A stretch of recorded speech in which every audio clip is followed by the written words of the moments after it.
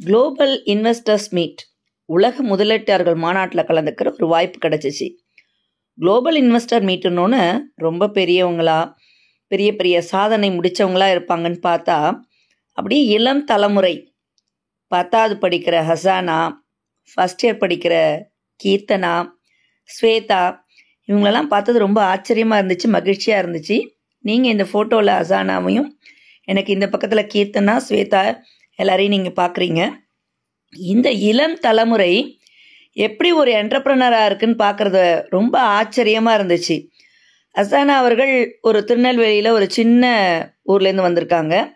அவங்க உலகளாவிய அளவில் ஒரு ஆர்கனைசேஷனை வச்சு அதனுடைய டீம் மேனேஜராக அவங்க ஒரு சிஓவாக இருக்காங்க அப்படின்னு கேட்கும்போது ரொம்ப ஆச்சரியமாக இருந்துச்சு. அந்த அடுத்த தலைமுறை எப்படி இருக்கிறது அப்படின்னு பார்த்தா, இந்த டெக்னாலஜியில் மட்டும் இல்லை, அறிவு சார்ந்த விஷயத்துலையும் இவங்க பாருங்கள், பேரண்ட்ஸும் வந்து அந்த பிள்ளைகளுக்கு ரொம்ப சப்போர்ட்டிவாக இருக்காங்க. அதை பார்க்கும்போது ஒரு முந்தைய தலைமுறையாக, ஒரு ஆசிரியராக, ஒரு அம்மாவா அப்படி ஒரு மகிழ்ச்சியாக இருந்தது.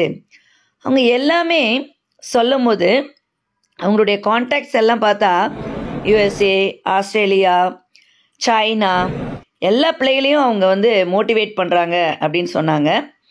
அவங்களுடைய இந்த சாதனைகளை பார்க்கும் பொழுது இனி வருங்காலங்களில் ஸ்கூல்லையே இந்த மாதிரியான குளோபல் இன்வெஸ்டர்ஸ் அவங்களுடைய சிஓக்களும் அவங்களுடைய அந்த ஐடியாஸும் பார்க்குறதுக்கே அப்படியே பிரமிப்பாக இருந்துச்சு. அவங்களோட கழித்த நேரங்கள் வந்து அப்படி ஒரு சந்தோஷமாக இருந்துச்சு.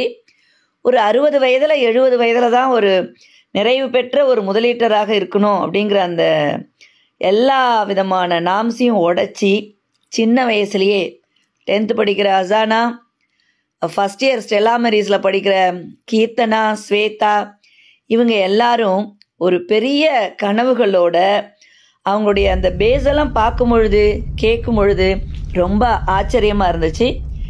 இவங்க எல்லாருமே ஒரே டீமாக ஒர்க் பண்ணுறது, இனி வருங்காலங்களில் எக்ஸ்போர்ட் பண்ணுறதுக்கு ஆவலாக இருக்கிறது, எல்லா யங்ஸ்டர்ஸையும் மோட்டிவேட் பண்ணி அவங்கள பிஸ்னஸ் ஃபீல்டாகட்டும், இல்லை என்னென்ன ஆப்பர்ச்சுனிட்டிஸ் இருக்குதுன்னு வெப்சைட் ஓப்பன் பண்ணுறதுலாகட்டும், அவங்களுடைய ஐடியாஸ் எல்லாம் கேட்கும் பொழுது வாவ் அப்படின்னு இருந்துச்சு. அந்த யங் ஜென்ரேஷனோட ஜேர்னியே ரொம்ப மனசுக்கு சந்தோஷமாக இருந்துச்சு.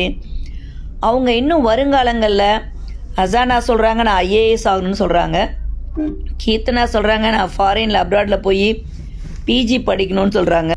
அவங்களுடைய பேரண்ட்ஸ் வந்திருந்தது, அவங்க மோட்டிவேஷனால் ஆல் ஓவர் த வேர்ல்டு, அதாவது ஸ்போர்ட்ஸ் கிளப் மெம்பர்ஸ் ஆகட்டும், இல்லை ஒரு ஃபுட்பால் டீம் க்ரியேட் பண்ணதாகட்டும், இல்லைன்னா ஒரு புது புது ஐடியாஸ் அவங்க வந்து இம்பார்ட் பண்ணதால் நிறைய பேர் வாழ்க்கையில் முன்னேறியிருக்காங்க. இதையெல்லாம் பார்க்கும் பொழுது ஸ்கூலில் படிக்கிற பிள்ளைங்க, காலேஜில் படிக்கிற பிள்ளைங்க அப்படின்னா வெறும் படிப்பு மட்டும்தான் படிப்பாங்க அப்படிங்கிற ஒரு நிலையை உடைச்சிருக்காங்க. அவங்களுக்கு வாழ்த்துக்கள். வருங்காலத்தில் இந்தியா நிச்சயமாக வல்லரசாக மாறும் அப்படிங்கிறதுல எந்த விதமான சந்தேகமும் கிடையாது.